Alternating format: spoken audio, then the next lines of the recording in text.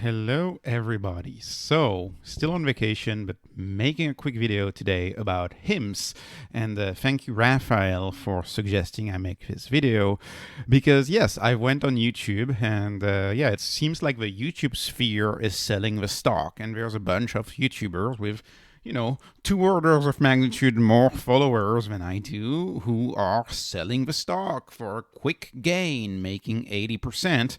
And that could be enough. With the tiny float that this company has, that could be enough to make the stock go down. And that's to me that's silly. That's obviously what I'm not doing. I'm not selling the stock. I think this is ridiculous. But I just want to make a few quick points about the stock being down, and it's like they're like, okay, well, the stock ran up, let's sell it. Well, and I think many of us bought the stock in this general area, right? If you bought the stock around $6 or $7, you would have had decent gains around 12, and people want to sell for a quick short-term profit. But it's just not the way investing works, or at least it's not the way I view investing. So let me just say a few things about investing in general and about the stock. So first of all, remember, and this is something I've learned with YouTube now for 6 months. I've been doing this for 6 months. YouTube is about grabbing your attention. If it bleeds, it leads. And of course, a video about selling the stock is going to get a lot more views than a video about buying a stock, because selling, what is the color of selling? It's red. Selling equals red equals leading. And actually, I've watched quite a few of these YouTube channels about how to increase your audience, and I could do it. There's a way to do it. You just gotta make fearful headlines. There's a way to do your thumbnails that are fearful. I'm just not going this route because this is not my job, right? This is a hobby, but I think a lot of these YouTubers, that's their job. And if it's your job as a YouTuber, they're like, screw it. I'm just gonna do red, bleeding headlines to get those click and grab that attention. And I guess that's fine. But it's just always keep that in mind. Whenever you have a face with a mouth large, big open, and it's like, oh, sell now. That's attention grabbing. And so some people are selling the stock right now for 80% gain, and I'm like, this is ridiculous to me. This is definitely not enough. This is not what investing is all about. That's a casino if you sell for an 80% gain, and this is rooted in my experience. But I think you'll find that if you talk to investors, people who are investing for a long time, they will tell you different things. Like for example, me, I've made that mistake. I sold Bitcoin at $250 a coin, right? I think it's at 30,000 a coin. I don't follow prices of my assets, but I think it's like at 30,000 or 28,000 a coin right now. But I sold my Bitcoin at 250. Only to buy it back later on in the thousands of dollars. And in 2015, everybody was sell Bitcoin at 250, right? A quick gain. I will never get back to the level I was. It's not possible when you sell an asset like Bitcoin at 250 and now it's 30,000. I have a friend of mine who did that with Netflix. Netflix sold it at 8. It was a nice quick gain selling Netflix at $8. Now the stock is 300, right? I once did that same mistake. I fixed and flipped a house when I was younger. I put my sweat in that house, fix and flipped it for a quick gain. Sometimes I go on Zillow and I look at the price of that house, and I'm like, this is absolutely crazy, because even if you pay maintenance and property tax for 10 years, it's not even comparable to what the gain would have been if you kept the asset. Keeping assets are where the gains are at. I am sorry, but this is just my truth. This is what I've witnessed. You gotta keep those assets and stay in those assets. For me, all of these have been stupid mistakes. This is why I have this formative experience that trading is a job. Trading is absolutely a job. It's all about emotion. It's exciting sometimes. You see the stocks go up and down, and you see people on Twitter getting all excited about trading. But it's a job. It's about excitement. It's a day-to-day thing. It's fun even sometimes, but that is all it is. Investing, on the other hand, is a mindset, right? Investing is steadfast. It's about having a lot of conviction. It's about being learned. It's about knowing everything about your stock, studying deep, doing deep dives in your stock. It's analytic. It's stoic. It's you need to not react in any certain way. If it's up 5% or down 5%, it doesn't matter. And it's even boring. Yeah, I don't, for a lot of stocks, I don't even follow the price. I don't follow the price, right? It has to be boring. It's a long-term asset. You're holding it for a long time if you're buying a company like HIMS. At least that's what I'm doing. And that's also related to one thing I've said multiple times on the channel. One of the reasons why I'm out of Celsius Holdings, for example, and why I don't like Celsius Holdings, even though it's a great company, is because it can get bought out. When you have a great stock and a big fish, like a big company buys that stock from you, that's a terrible thing. You may remember me making a video about HIMS. Shamat Palihapitiya on the All In podcast was suggesting that a big insurance company would buy HIMS or could buy HIMS. That would be the end of HIMS. The last thing I want is a large company to buy a stock for a 50% premium. Okay, you make a 50% premium, but then you're done. You don't have that special asset. You don't have that special stock. So I'm not selling HIMS. Many reasons why I'm not selling HIMS. Some of them is experience. Like I've said, I've sold Bitcoin at 250. And by the way, it was more than one Bitcoin, and I sold at 250, way more than one Bitcoin. It was a big mistake. I don't sell. It's like you gotta grow conviction. You have to grow conviction in your assets, at least in your top assets. And HIMS, for me, right now I've been a shareholder of HIMS for 6 months. It's slowly becoming a greater share of the portfolio for me. And HIMS is not going to be a highest conviction stock for me with at least 1 more year or 1 year and a half extra of research. You ease into these things, right? You can't decide right away, this is my long-term hold conviction. You have to get to know the company, get to know the stock. Here are some reasons why I'm not selling HIMS. First one, it's so cheap. It's the let's call it the cheapest, because it's rounding errors at this point with Lovesac, which is another very cheap one. It's the cheapest stock in my spreadsheet at a 0.07 on enterprise value over gross profit over revenue growth. That means that for each percentage point of future growth or forward growth, you are paying next to nothing. You're paying a 0.07. As a reminder, on my spreadsheet, the average right now is a 0.6 for all of the growth stocks that I follow. And I typically consider a stock gets expensive at a 0.9. But investing is also having some so sometimes it's important to analyze your moves and your actions and see if you've done wrong. Like I sold NVIDIA a while back, and I think I may have sold it too early because NVIDIA was showing almost a 5 on valuation, right? So doubt always remains when you sell. The reason why I sold NVIDIA, sure, valuation played a role, but NVIDIA was not a core holding. It was not a core stock. For someone who knows everything about NVIDIA, who knows the product in and out, who researches the company every day, that person may know, maybe in a special situation, to know that stock, NVIDIA, is not overvalued right now. And a lot of people who are claiming it's overvalued, including myself, it's overvalued per my spreadsheet. It's a possibility that I have not studied that stock enough, right? Amazon, if you look at the story of Amazon, it's been overvalued all the way to 100x. And it's still overvalued, and people still don't get it. So qualitative studying of the company needs to be the first thing. The first thing you need to do is have a qualitative assessment, because remember that at the end of the day, the only thing a stock is at the end of the day is a fiat derivative. That is all it is. That is a derivative of the US dollar, and the US dollar is a sinking ship. They're printing ever more of it. So when you sell a stock, you're just swapping your stock for US dollars, which is a sinking ship. So anyways, let me move on.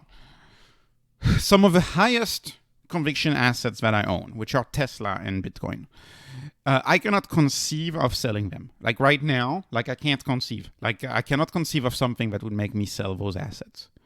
I believe That is a wonderful mindset to have an investor. You are committed. When you're committed to something, it can go up or down. You are feeling great. You are feeling safe. When Tesla went down to 100, I slept well at night. I had no issue. When Bitcoin got down to $15,000 a few months back, I didn't even notice. I didn't even know because you know those assets, because those assets are a part of you. You've forgotten about the dollars. The dollars are gone. Now you own the assets. You don't own the dollars anymore. I don't know if that makes any sense. And HIMS may get to that level someday. That's why trying to sell a stock for a quick 80% gain is in a way signaling that you prefer US dollar over that stock. You prefer US dollar with the soundness of the deficit and the soundness of the $30 trillion of debt and the soundness of the opaque euro-dollar market. Those dollars coming back into the US and you don't really know where they were printed, right? You prefer that over the company that you own, right? That's why oftentimes, like when I sell Nvidia or when I sell a lot of stocks, I put it into other stocks. I don't put it into dollars, right? It's always comparing a stock to another stock to me. But HIMS may get to that level soon, because clearly you have people today who feel that way about a stock like Tesla, Nvidia, Apple. You still have people today who will never buy Apple. They bought Apple in 2011, 2012. Look it up. Look at the returns that would make if you bought Apple in 2012. And they're not selling Apple because they know these assets in and out. They know these assets in and out. This is even true for Warren Buffett. Warren Buffett owns so much Apple, he's forgotten how much he loves Apple. Once you own an asset, you stick to it. You research it. Otherwise, you're a trader. Nothing wrong with traders, but you're a trader otherwise. At least that is my view. And I will just say this, and this is philosophical, but I'll say it anyways. There is something very admirable about conviction of commitment. You commit yourself to one investment, one spouse, one profession, one country. Commit. When you commit, you get the benefits of commitment. You get to know a lot more in depth your assets, your country, your profession, right? Have you ever heard, if you look at profession, a jack of all trades is seldom good at any. You need to focus on something. And this is true about a stock. When you focus on a few assets and really know them well in and out, you are equipped to not sell for an 80% gain, And this is anyways. This is just I've just always. I'm not saying. By the way, I'm not saying this is always the right thing to do. It's not always the right thing to do. But I'm saying that when you study people who commit and who study, that is how you grow your convictions in a few assets, right? That's how you grow conviction. And I learn every day, and I admire. I learn every day, and I admire people who are able to go all in on a profession, on a conviction. You have a lot of people who are all in on Tesla, all in on Bitcoin. I'm sure you have people who are all in on HIMS right there, and they would be the people to go to. Open Door. There's a few people on Twitter who are all in on Open Door, and they know a lot about that asset. Not saying it's the right thing to do for any of the things you can commit to in a way. I mean, for myself as far as country goes, I'm in the U.S., but I was born elsewhere, right? I'm a French citizen originally. But this is my country. The U.S. is my country now. This is where I'm going to live forever. You commit. You have to commit. My profession. Anyways, I don't have to go on. This is more philosophical. But just know that there's special gifts and special benefits that come with committing to something. It becomes a part of yourself. It becomes bigger than yourself, and then you're equipped to handle movements. You're equipped to handle crises. Like, you're not equipped to handle crises if you're not committed to a stock. And so great investments, and this is philosophical too, but great investments tend to be bigger than ourselves. Again, look at the people who talk about Tesla. Look at the people who talk about Bitcoin. They won't shut up about it. They just won't. Right? That's what great investments. They're bigger than ourselves. They invent and disrupt. They are not rent-seeking, right? They're not relying on moats to protect their little advantage. They're relying on the inherent benefits of the business model or the product to win an advantage. And could HIMS be a company like that? And as you know on the channel, I've made a lot of videos on HIMS. And there's fundamental elements of HIMS that make it possible that this company could become a tier one company, what I call tier one stock, right? There's things that are true about HIMS that could make it a tier one stocks in my view. This is when I analyze, and I used to be a Teladoc investor, by the way. I used to be a Teladoc investor, and then I found HIMS, and HIMS is a stock that's very little known. It's been lost in the SPAC abyss, I'm going to call it, like in the bottom of a pack of stocks, lost as a SPAC, forgotten as a SPAC, dismissed as this ED company who just sells ED drugs. Like that's why that stock didn't come across my radar. But when you actually start thinking from first principles and analyze the stock, I realized on my own that this stock is a special company. It is a special company. And there's a few companies that I have that I cover on the channel, right? Another one is Open Door, which everybody disagrees with me. That's okay. That's okay. Bitcoin, I'm sure a lot of people watching this video disagree with me on Bitcoin, but that's not the point. The point is you having your own conviction in your own investment, owning your mistake, and owning your successes. And for him, to me, I believe HIMS is going to be a winner because HIMS is a mission-driven company. They put the ethics, they put the mission first. If you listen to the CEO, Andrew Durham, is inspirational in my view. He's very inspirational. You can see that he's a principles-driven CEO. I mean, he didn't come on the call because he was on paternity leave, because he was putting things like values ahead of even going on the call. This is very interesting man. Even if you have the chance of following him on Twitter, you'll see that he's a mission-driven man, right? He's not a rent seeker. There's a difference between a rent seeker, a people that uses moats and laws to protect the business, and an innovator and someone who's on a mission. I think the CEO is very inspirational. HIMS and hers, by the way. I'm always talking about both, but I call it HIMS. But HIMS is not a Me Too business. No, the competition is a Me Too business, if you look. But if you look at the innovator in the space, it's HIMS. HIMS is not the Me Too business. That's why they have a compound pharmacy. That's why they have a personalized products. That's why they're coming up with a special hairspray for women's hair, to regrow women's hair. That's why the business, the marketing is designed this way. Even if you listen to longer interviews of the CEO, the fundamental belief is that healthcare should be a consumer product, should not be an insurance. And this is what I want to talk about a little bit here. Here are some first principles, fundamental questions. And the best way to think about a first principle thinking is if you're an alien coming to the planet, would you design something the way it's currently designed? That's the best way to be a first principle thinker. So for example, is today's sick care relying on innovation or on moats? What is it relying on, right? And the answer to that question, I'm going to take a risk and answer it. And I'm going to tell you it's relying on moats, right? That hospital has been in that town for 100 years. And they have an operating room. And they have all of the equipment, and it costs millions of dollars to have that equipment. As soon as something costs, what am I talking, millions, hundreds of millions of dollars, you have a moat. The barrier to entry is how much it costs to build that building. So a lot of a healthcare system today is relying on a moat. It's not necessarily relying on innovation. But here are some things that, say, an alien coming to this planet could ask, and so we're gonna talk about that now. Is a system where, because it's a system that relies on a moat. Remember, a moat is unassailable. A moat as protection. In the case of healthcare, that protection comes from different aspects of the business, but a big one is the regulation. Another big one is the cost to actually set up a facility, the cost and the regulation.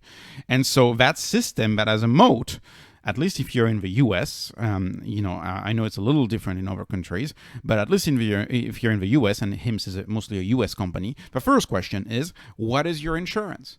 That's the first question they ask you. What is your insurance? And if by chance your insurance doesn't cover you, they will ask for your credit card first.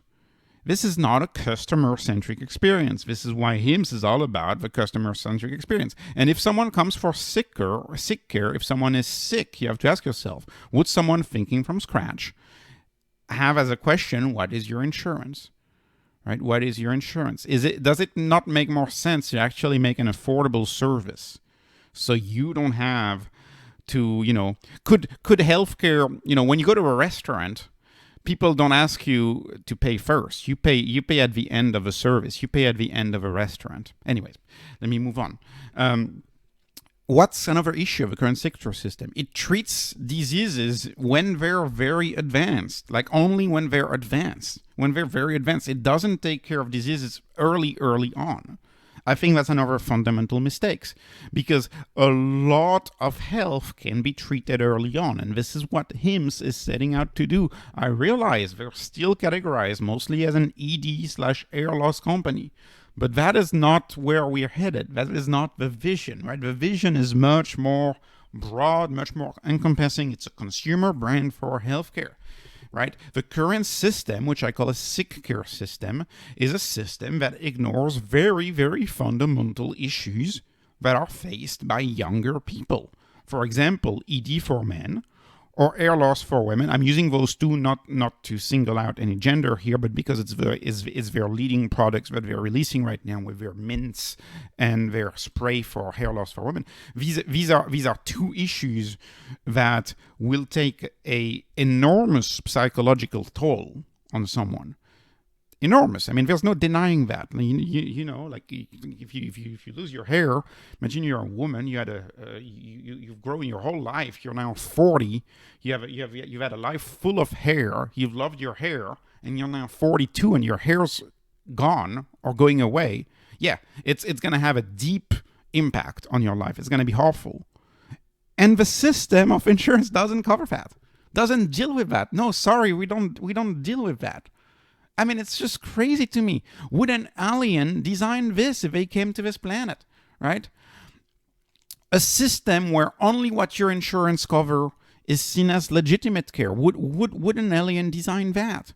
I don't think so. I don't think insurance came to be through first principles thinking. I think it came to be because of history, because this is just the way the world has developed, and we've had a system, and we've just added new parts and new parts and new parts onto the system until now we have this crazy steam machine of a system that's really buggy, and that really doesn't address the problem. So HIMS is coming with a new solution from scratch, and this is where I ask. And you may know, like in my thesis, I like to have different reasons, or at least my own reasons for owning the stock. And I believe one of the main reasons why HIMS is so good at what it does is because it even questions whether insurance, health insurance, is even the proper way to administer health. Is insurance the proper way to administer health? Would not a consumer brand do better? Right? Because we really care about healthcare. We don't care about sick care. I mean, sick care, I think they do a really good job. I think the sick care system is doing well. But if you're going to reinvent healthcare, health has to be paramount, right? What is healthcare? It's about living healthfully, right? Living your best health, living your best life, as they often say in the US. But the insurance system is not doing that. The insurance system is promoting, I believe, in my view, a sick care system, which is designed in a very odd way, because it's you take premiums today and you expense it in 30 years. That's essentially the system, right? You pay for a premium when you're quote unquote healthy. Never mind that there's plenty of people who need healthcare in their 30s and 40s. Never mind that. But you have this assumption where most people are healthy. And then those insurance companies, they take the money, if they have excess, hopefully, which is not the case for a lot of them. They put it in bonds. Bonds have made no money in 30 years. And now they have to expense that into a system that costs a fortune. And of course, the system is all about making sure that you don't expense too much, right? You expense as little as possible. And is this the proper way to do it? Could a consumer brand, and this is why I invest in HIMS, right? This is different from everyone, but this is why I think about HIMS. Could a consumer brand that treats patients early on do a much better job? Could they do a much better job at treating our health, at maximizing our healthful life? Could they do a much better job, right? Because a lot of the healthcare systems around countries around the world is not about healthful life. It's about calendar life. And you see this when you look at countries' life expectancy and you study all of these things. You see it's all about making sure the average life expectancy is, I don't know, 85 years old. Well, yeah, but maybe you haven't been healthy since you've been 60.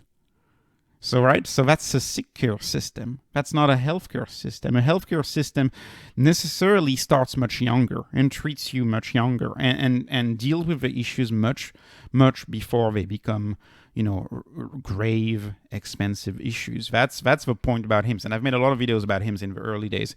And the perk of doing that as a consumer brand, of course, is that you can leverage technology. You don't have all of the administrative legacy that you have to pay for, and you can do it much cheaper for so many conditions.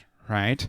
In one video, I went through the cost of ED pills and calculated, and you could see that the ED pills in that video were 20 times cheaper if you went with HIMS than if you went with a famous name brand for ED. 20 times cheaper. Obviously, that's going to improve health because the difference, a 20x different in cost is the difference between getting treated and not getting treated. That is the difference. So anyways, let me just finish with this, with a few positive, very long term here. I'm only talking about very long term. HIMS has a vision, and if you invest in HIMS, that's what you're doing. You're investing into that vision. What is the vision of HIMS? It's a new kind of healthcare company. Healthcare means younger people before it gets bad. It's a younger type of healthcare company for people who have more minor issues. And it's a system that they're launching, that they're trying to set up, a company that they're trying to set up where one is treated quickly and cheaper than copays. You see a doctor in 24 to 48 hours with HIMS. It's quick. You don't have to wait 7 months to get care. You do it in 1 day. So it's much quicker. And that has a lot to do with the fact that it's outside of the legacy traditional healthcare system. It's a system that is even free sometimes if you just use the app for advice. And either way, it's cheaper than copays for so many different issues. It's a system that leverages data and data-driven insight, where instead of having one pill for everybody, HIMS will customize the pills to your special needs so you're not overprescribed or underprescribed. It's a big issue in healthcare, right? You don't have to deal with that. It's a system that we're trying to create, a company that can accompany you throughout your life for a monthly fee, a little bit like a Netflix subscription.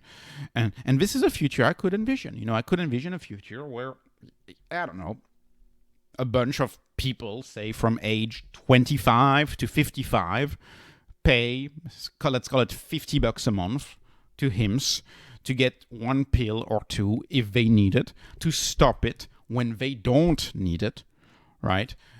To get advice, to get access to a doctor with the tap of a button whenever they have an issue. And all of this leverages technology, and technology is what makes it cheaper. And I'll finish with a provoking thought, because I told you $50 a month. Let's call it 70 a month now to make it even more productive, even more provocative. My health insurance, and feel free to chime in how much your health insurance costs in the U.S. if you live in the U.S. But here in Texas, my employer pays $700 a month. $700 a month. I'm in my mid-30s. I've never used it. I tried to use it once. It took me 4 months to get an actual appointment with an MD for a physical, because they want you to see a nurse practitioner. And my insurance was having me see a nurse practitioner every other year as a checkup. And I was like, maybe I should see an MD and not a nurse practitioner. I was never a priority for an MD, right? It's all NP. It's not an MD, right? Never ever used it. Right, and let me tell you another provocative thought. So that's the healthcare system. That's all how long it takes. When I did my when you get your green card, you have to do like a whole checkup. It was same day.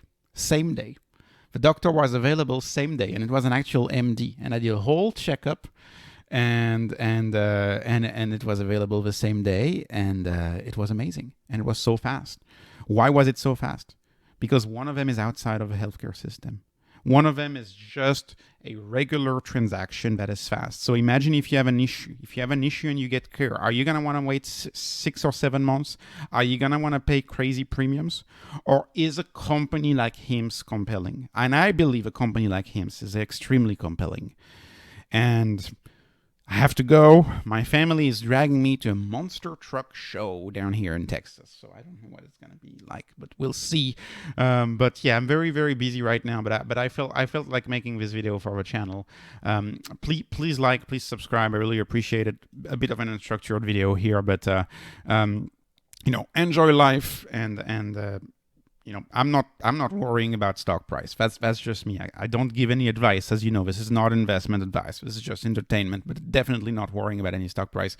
Appreciate your likes. Appreciate your subscribes. Thank you all and have a great day.